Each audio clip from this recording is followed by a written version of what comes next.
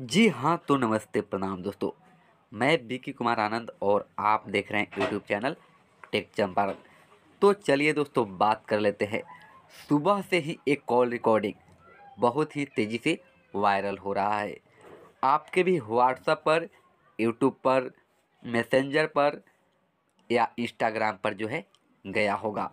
वो call recording बताया जा रहा है भोजपुरी की मशहूर गायिका अनुपमा यादव जी का। वो कॉल रिकॉर्डिंग इतना गंदा है जितना आप सोच भी नहीं सकते। आप सभी को मैं बता दूं कि वो कॉल रिकॉर्डिंग जो है अनुपमा यादव का बताया जा रहा है, लेकिन वो कॉल रिकॉर्डिंग वायरल कौन किया ये किसी को भी पता नहीं है। अगर अभी तक आप उस कॉल रिकॉर्डिंग को नहीं सुने हैं तो मैं उसका लिंक डिस्क्रिप्शन बॉक्स में दे दिया हूँ। वहाँ से जाकर उस कॉल रिकॉर्डिंग को जो है पूरी तरह से आप सुन सकते हैं।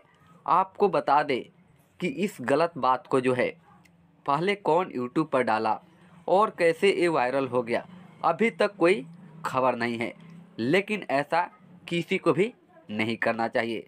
तो चलिए दोस्तों, मिलते हैं फिर अगली वीडियो में। तब तक जय हिंद, जय भारत।